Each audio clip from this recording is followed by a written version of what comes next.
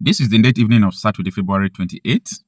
It is now official that the Islamic Supreme Leader of Iran is dead. He has been eliminated, but that is just an indication, the proof that this war is going to take time. Because if this man have not been eliminated, if top officials have not been eliminated, I understand they were having communications with France, with UN agencies and so on and so forth to pressure or broker peace so that they will come to table again. So that was what they were actually moving for. But now that this man has been eliminated, so the Iranian Revolutionary Guards, that is the military of the Iranian Islamic regime, they are going to put up a steep fight. Like, they are fighting for their last blood now. They are fighting for their life. This is just the last fight. Most of the officials have been eliminated. Their missile launchers have been eliminated. But let me tell you something. Iran not small. Iran is not a small nation. That is why they were able to sponsor terrorism all over the world. Both in the Middle East, down to Africa, everywhere. They were able to be, like, this is just I don't want to say much, but this is going to be a very long war, probably a month or 2 months if care is not taken. Because since this man has been eliminated, the mission of Israel and the US is to change the regime. Okay? They want the Persian country that Iran has been right from time that this Islamic regime hijacked in 70s to come back. I saw so many Iranians who were jubilating in the street. They were so happy. Come on.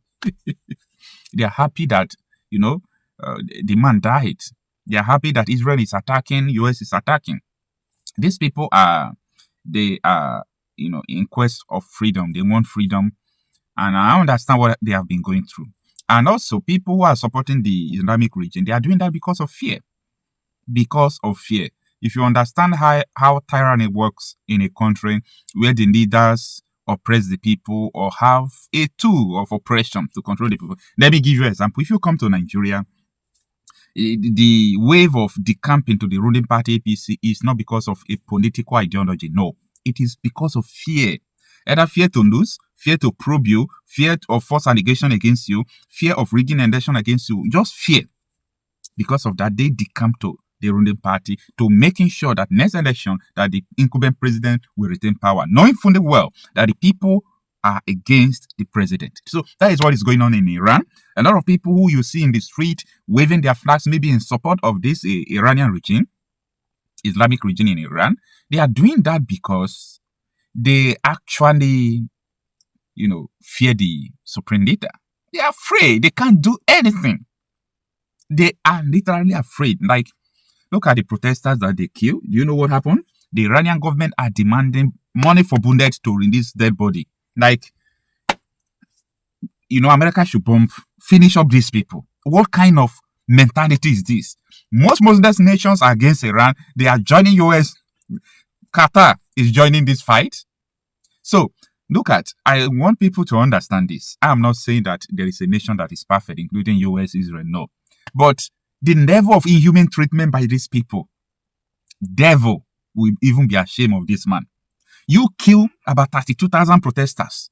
The people demanded for their body for them to go and bury their loved ones. You are asking money for bullets that used to kill them. Come on. This is the height of it all. I understand that ideology cannot be killed. You can't destroy an ideology. But thank God that Iranians are speaking up. Iranians are demonstrating whom they are. Iranians are not this Islamic regime. Like, they don't represent the real Persian Empire that I read about. The real Persian Empire that we can read in the scriptures. This man came to eradicate the history of that Persian Empire. So don't let anyone to deceive you that Iran is a place where Daniel, Nebuchadnezzar, it is the Persian Empire that the Iranians themselves want to restore. Not this Islamic region that came to eradicate their cultures, their values. That if they see you even praying to the God of Daniel, praying your prayers, they are going to kill you and eliminate you. So I understand that war is not good also. Nobody should wish for war. Nobody should pray for war. But when war is the only option left, war will becomes a solution. And that is why I do tell people who do not understand what is going on in Nigeria, be very careful. Be very careful because the army of these jihadist Islamic regimes are all over Nigeria.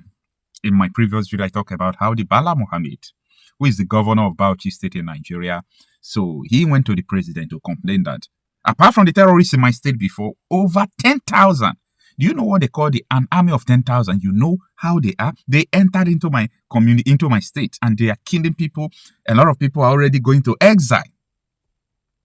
Do you understand?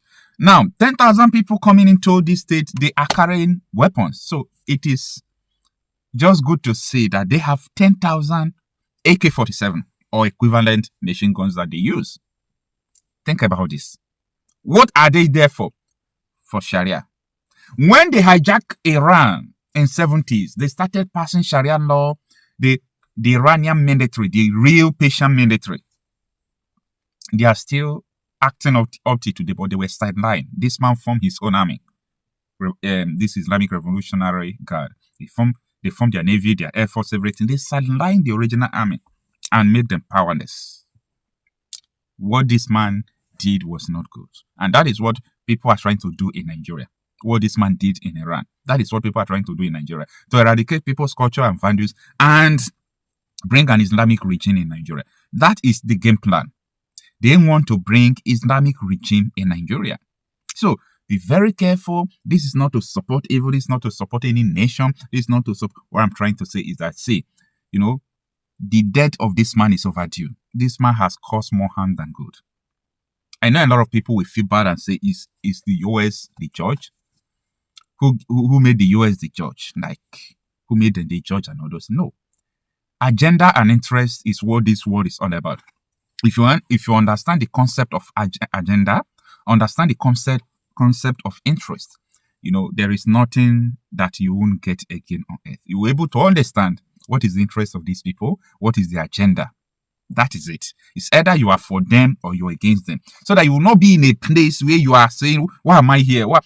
You must know the agenda of anybody. You are going to start a mosque, church, you are going to school, no agenda and interest. So it is the interest of the United States of America that the world, that there should not be terrorism, notwithstanding that the Democrats under Obama regime sponsors terrorists. So I know about that. But when you see terrorism in the world, from across the world, even the one in my village, we know who are sponsoring these people. And this man that just got eliminated is the number one. Yeah. The people who are loyal to Hamas, some of them are in Africa as well, terrorizing. People who are loyal to the Houthis in Yemen and those terrorists in Syria, so many of them are, you know, sponsoring the terrorists in Nigeria. I know how Al-Qaeda left Syria to Nigeria. Al-Qaeda terrorists left Syria to Nigeria. And one of the people who left Syria at that time, I think he's in detention. If they have not secretly released him, they captured him in Nigeria. So, this is a global game. So, don't you think that this is not your business or it's not going to affect you? It's affecting you right there and it is spreading all over the world. If you understand what Osama bin Laden did in Sudan. Sudan is in Africa. So, don't say, oh, I'm an African, I'm a Nigerian, I'm this, I'm that. I belong to Dodo, I belong to, you know, Biafra people or Cameroonian people. Listen. It is going to affect you directly because these people are sponsoring proxies all over the world. So, US as well, they still have proxies all around the world.